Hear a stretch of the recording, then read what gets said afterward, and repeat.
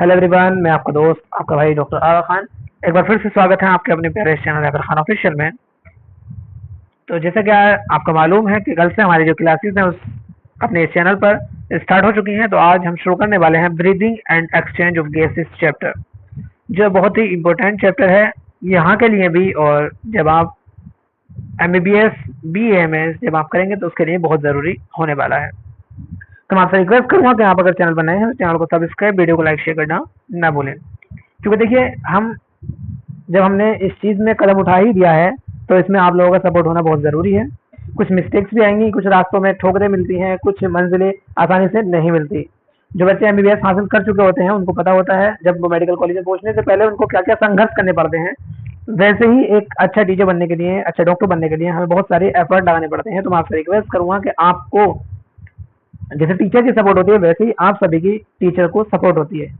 तो मैं आपसे रिक्वेस्ट करूंगा, मुझे आपकी बहुत ज़्यादा सपोर्ट है तो आप मुझे सब्सक्राइब करें, फॉलो करें। इंशाल्लाह मैं कोशिश करूंगा और दुआ करता हूँ, उम्मीद करता हूँ कि आप सब कोशिश करेंगे तो सबका सिलेक्शन होना संभव है। पहली चीज़ मैं आपको बता दूं वीडियो शुरू करने से पहले कि इस चैनल पर 15 तारीख तक के लिए आपको ऑफर चल रहा है। जैसे आपको पता है कि जो आपको LN, आकाश और BW तीनों ही की जो DDP टेस्ट सीरीज और नोट्स आने वाले हैं वो बिल्कुल फ्री रहेंगे 15 तारीख तक। उसके बाद जो है वो पेडेड वर्जन कर दिया जाएगा।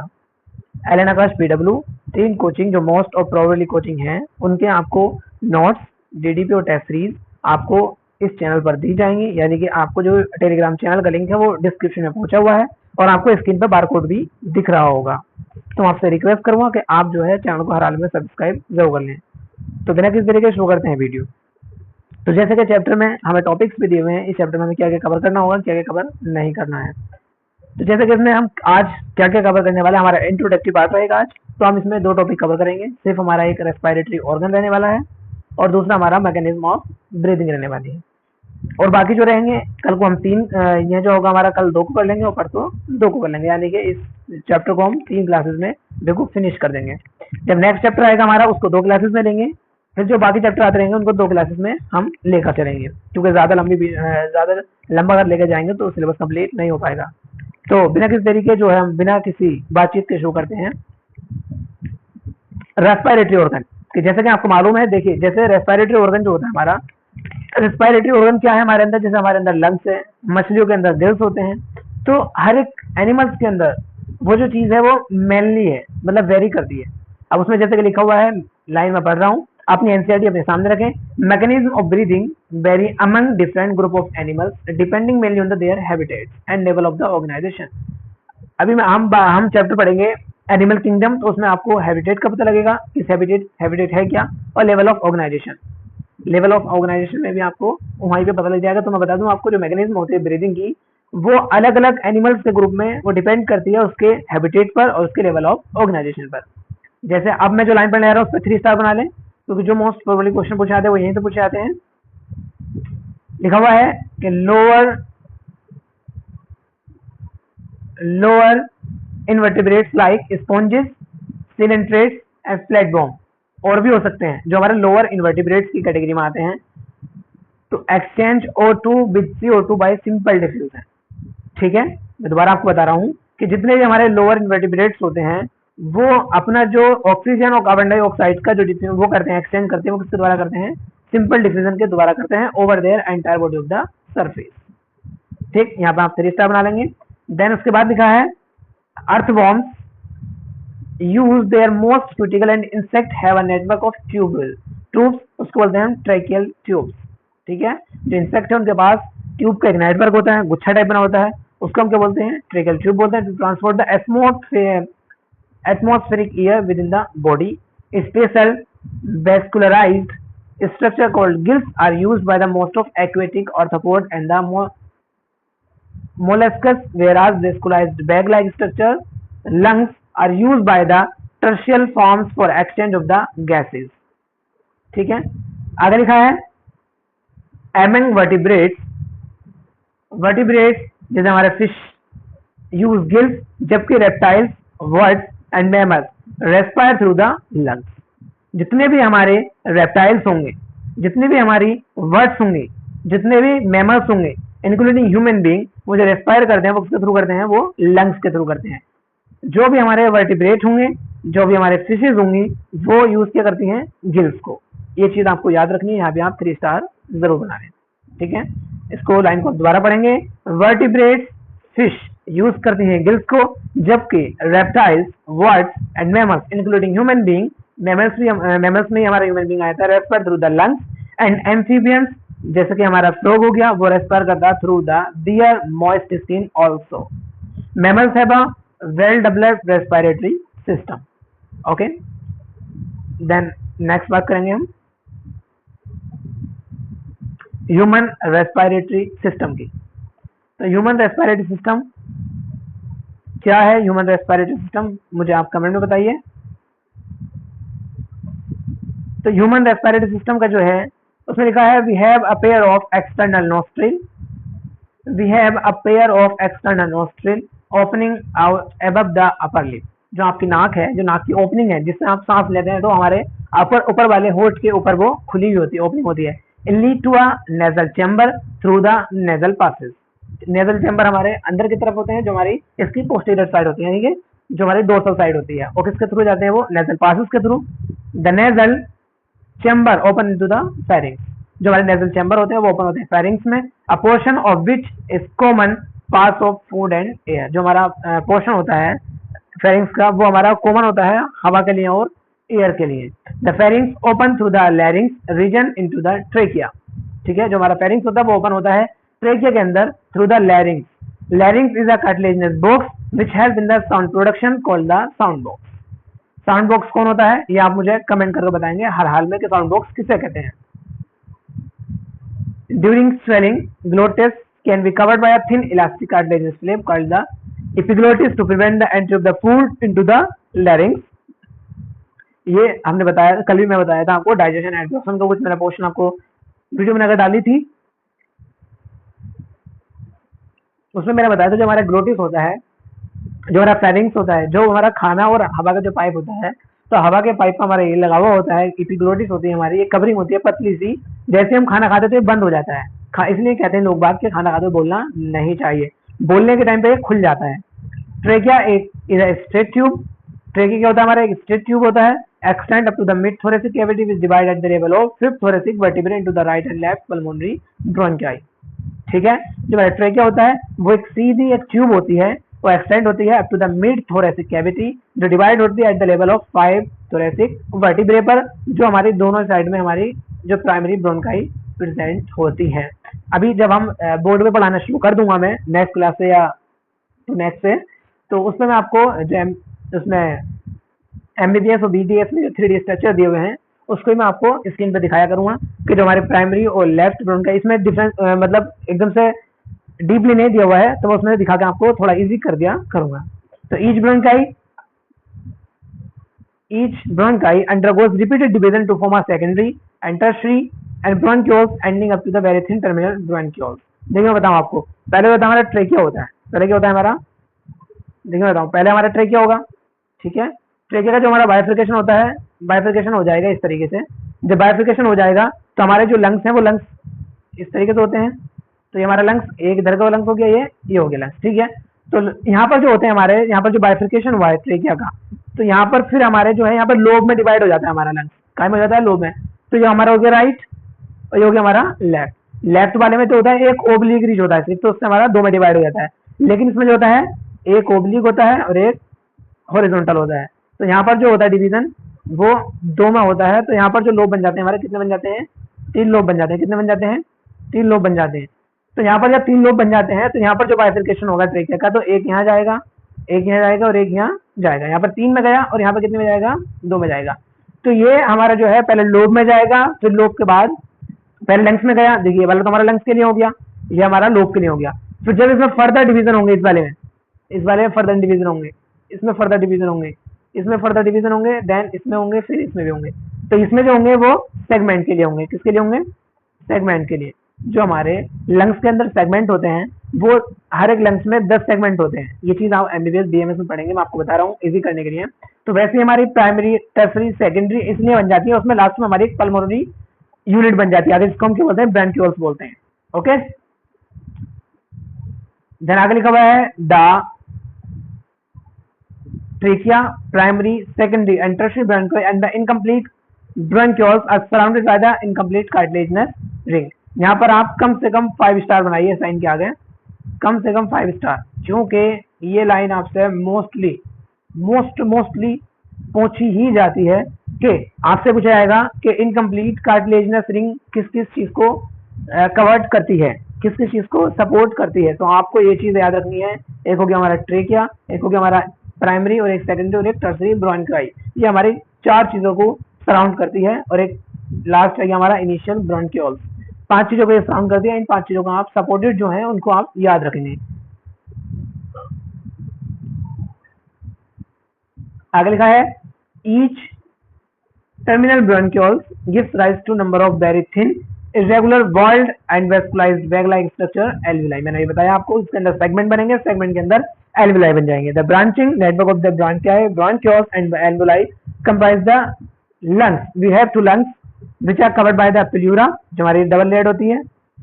हमारे पास 2 लंग्स होते हैं जो कवर्ड होती है, हमारी डबल लेयर्ड बॉल होती है, उसको बोलते हैं क्या, pleura, with pleural fluid between them.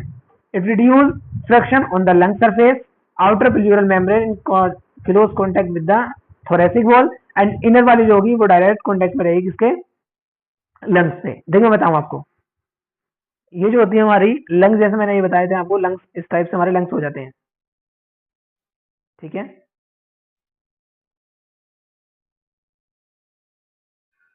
ये लंग्स हो गए हमारे। यहाँ पर जो होती है हमारी कवरिंग होती है, कितनी, 2 कवरिंग होती है, 2 होते हैं। ये आपको इसमें नहीं दिया हुआ है, इसमें सिर्फ ये बोला है कि डबल लेयर्ड प्लूरस आपकी कवर होती है। तो आपको बता दूं कि यहाँ पर जो है कवरिंग होती है हमारी लंग्स की, जो इसके साथ साथ चिपकी हुई रहेगी, लंग्स के साथ साथ बाहर में जो इसके चिपकी हुई रहेगी, बिल्कुल चिपकी हुई रहती है, गैप नहीं, बिल्कुल भी बिल्कुल चिपकी हुई रहेगी लंग्स के साथ। तो उसको तो बोलेंगे हम क्या, उसको बोलते हैं बिसरल लेयर। क्या बोलते हैं, बिसरल लेयर। क्या बोलते हैं, उसको बोलते हैं हम क्या, बिसरल लेयर। देखिए ऐसे रहती है वो, जैसे वाले लंग्स पे हुआ है ऐसे रहती है। और जो फिर उसके बाद थोड़ी दूर एक लेयर जाती है, वो होती है हमारी पैराइटल लेयर। क्या रहती है हमारी, पैराइटल लेयर। अब इसके बीच में जो भी फ्लूइड रहेगा, इसके बीच में जो भी फ्लूइड रहेगा उसको बोला हमने क्या, प्लूरल फ्लूइड। क्या बोला हमने उसका, प्लूरल फ्लूइड। यहाँ पे क्या रहेगा, वो प्लूरल फ्लूइड रहने वाला है इनके बीच में। जो हमारी, मैंने बताया आपको, जो हमारी पिंक, ये पिंक है क्या है मुझे नहीं पता कलर का, थोड़ा ध्यान नहीं रहता मुझे। ये वाली जो हमारी पैराइटल लेयर होती है, और जो हमारी अंदर वाली है वो हमारी बिसरल लेयर होती है। तो जो हमारी बिसरल होगी वो लंग्स के साथ अटैच रहेगी, और जो हमारी आउटर लेयर इन पैराइटल रहेगी वो हमारी थोरेसिक वॉल के साथ अटैच रहेगी। और इनके बीच में जो होती है हमारी क्या रहती है, thoracic cavity present, sorry pleural cavity present रहती है, ठीक। उसके साथ लिखा है कि जो आउटर लेयर होती है वो हमारी close contact with the thoracic wall. अब इसको डायग्राम को समझ लेते हैं थोड़ा सा। देखिए ये हो गया हमारा ट्रेकिया, जिसमें अभी आपको डायग्राम बना के दिखा रहा था। ये हो गया हमारा प्रिंसिपल ब्रोंकस, जो दोनों लंग्स में जाएगा। फिर उसके बाद मैंने बताया था कि फर्दर हमारी क्या हो जाएगी, हमारी क्या हो जाएगी, ब्रांचेस बन जाएंगी। ब्रांचेस बनने के बाद जो आपके गुच्छे बन रहे हैं, गुच्छे टाइप दिख रहे हैं आपको, गुच्छे में दिख रहे हैं, ये हमारी क्या है, एल्विलाई है। क्या है हमारी एल्विलाई। जो एल्विलाई का जो हमारा तना दिख रहा है उनको बोला हमने क्या, ब्रांक्यूल। क्या बोला हमने, ब्रांक्यूल। और जो हमारी लेयर है उसको बोला हमने प्लूरल मेम्ब्रेन। ये 2 होती है हमारी, एक होती है हमारी बिसरल, एक होती है हमारी पैराइटल। इनके बीच में होती है हमारी क्या, प्लूरल फ्लूइड भरा हुआ होता है। ये हमारी ट्रेकिया होती है, ये हमारा लैरिंग्स होता है जो हमारा साउंड बॉक्स होता है, और ऊपर वाली होती है हमारी क्या होती है, एपिग्लोटिस होती है। ओके,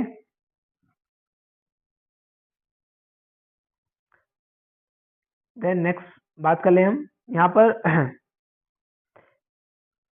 जो हमारी इनर वाली है, ये चीज मैं आपको बता चुका हूँ। इनर वाली जो रहेगी वो contact with the lungs surface में रहेगी, ठीक है।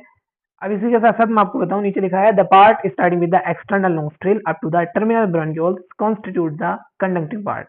देखिए कहाँ से कहाँ तक का, एक्सटर्नल नोस्ट्रिल यानी कि जहां से हम सांस लेते हैं, up to the terminal bronchioles, जहां पर खत्म हुआ वहां तक जो वो बना हमारा, वो क्या बना हमारा, कंडक्टिंग पार्ट। क्या बना हमारा, कंडक्टिंग पार्ट। आपसे पूछा सकता है कंडक्टिंग पार्ट क्या होता है और कहां से कहां तक एक्सटेंड करता है, ठीक है। Whereas the alveoli and their ducts form a respiratory exchange part।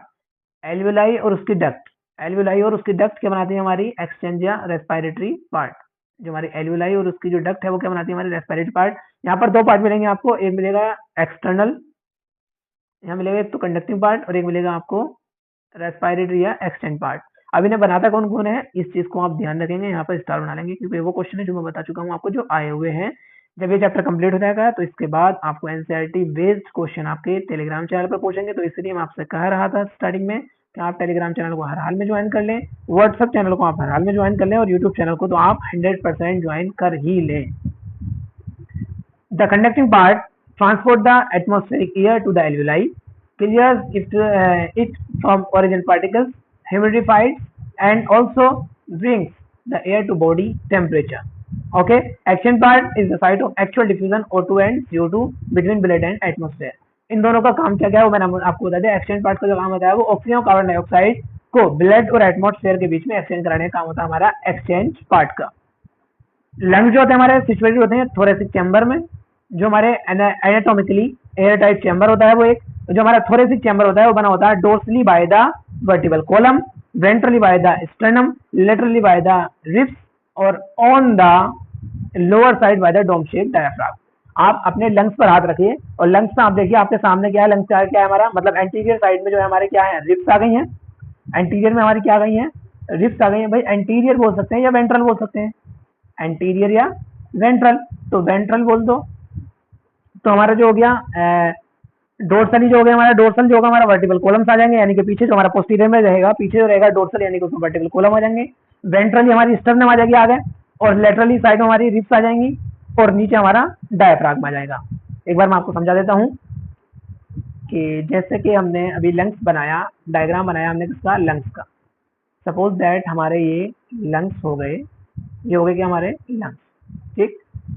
अब देखिए जब सामने हम उसको डायग्राम को ड्रॉ करेंगे उसमें 3D स्ट्रक्चर में, तो हमारे यहाँ पर जो है क्या आ जाएगी, स्टर्नम आ जाएगी। यहाँ पर क्या आ जाएगी हमारी स्टर्नम आ जाएगी, ठीक है।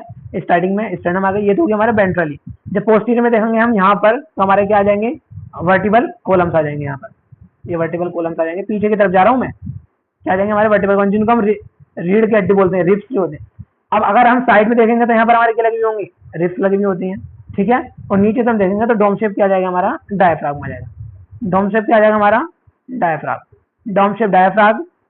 और साइड में हमारी जो लेटरल में है क्या आ जाएंगे हमारी रिब्स आ जाएंगी, और जो हमारी पोस्टीरियर में है क्या आ जाएंगे हमारे वर्टिबल कॉलम्स आ जाएंगे, और सामने हमारे स्टर्नम आने वाली है। इसी के साथ साथ नीचे लिखा है the anatomically setup of the lungs in thorax such as the change in volume of the thoracic cavity will be reflected into the lungs in pulmonary cavity. Such an arrangement of breathing essential for we cannot directly alter the pulmonary volume. ये जो point है आप इनको ध्यान में रखेंगे, ये विकल्प में आ जाते हैं, उसमें लिखा हुआ था expect respiration involve the following steps expect, तो उसमें एक आध गलत होता है या एक आध से होता है, 3 गलत होते हैं। तो ये चीज आपको ध्यान में रखनी होती है। हम पहली लाइन पढ़ेंगे, पहली लाइन है हमारी breathing or pulmonary ventilation by which atmospheric air is drawn in and CO2 rich alveolar air is released out. आप समझ चुके होंगे जो ब्रीदिंग या पल्मोनरी वेंटिलेशन होता है हमारा, जो एटमॉस्फेरिक एयर है जो हमारे अंदर आती है, जो हमारी CO2 होती है एल्वेलर के अंदर, वो बाहर रिलीज होती है। जो डिफ्यूजन होता है हमारा O2 और CO2 का, वो एल्वेलर मेम्ब्रेन के अक्रॉस होता है, और जो ट्रांसपोर्टेशन होता है गैस का वो ब्लड के थ्रू होता है। जो डिफ्यूजन होता है हमारा O2 CO2 का, वो गैस वो ब्लड और टिश्यू के बीच में होता है। ब्लड से टिश्यू का जब हम ब्लड सर्कुलेशन पढ़ेंगे उसमें हम जान लेंगे। नंबर 5 इसमें दिया हुआ है the utilisation of O2 by the cell for catabolic reaction and resultant release of CO2, ठीक है। जो हम यूटिलाइज करते हैं O2 का किसके द्वारा, जो कैटाबॉलिक रिएक्शन की सेल्स होती हैं, तो उनका जो रिजल्टेंट होता है हमारा वो CO2 रिलीज होता है, ठीक है। आज हम जो है वो बात करने वाले हैं इतना ही। नेक्स्ट जो हम शुरू करेंगे मैकेनिज्म ऑफ ब्रीदिंग से शुरू करेंगे, ऑलमोस्ट आधा चैप्टर हम कंप्लीट कल कर लेंगे। इसके बाद हमारे जो है फुल्ली आपको कम से कम 45 क्वेश्चन आपको दिए जाएंगे इसके थ्रू, तो आप उसको करेंगे, फिर उसके 1 घंटा या 2 घंटे बाद आपको उसकी आंसर की यानी कि जो चेक करने के लिए आपको भेज दी जाएगी। तो मैं आपसे रिक्वेस्ट करूंगा कि आप चैनल को हर हाल में ज्वाइन कर लें, चैनल को सब्सक्राइब, वीडियो को लाइक शेयर करना ना भूलें। देखिए मेहनत कोई भी करे, सपोर्टिव होना उसके लिए जरूरी होता है, तो आप मुझे सपोर्ट करेंगे, मैं आपको फुल्ली सपोर्ट करूंगा। आपके लिए मैंने फ्री, आपने रिस्क पर सब कुछ मैं आपको फ्री दे रहा हूँ, तो आप मुझे एक सब्सक्रिप्शन दीजिए जिसको मुझे अच्छा लगे कि आप मुझसे जुड़ चुके हैं और आप मेरी रिस्पेक्ट और इंटरेस्टेड हैं। मेन चीज़ तो ये है, ठीक है। अपना ध्यान रखें, मिलते हैं नेक्स्ट वीडियो में, बाय बाय, टेक केयर।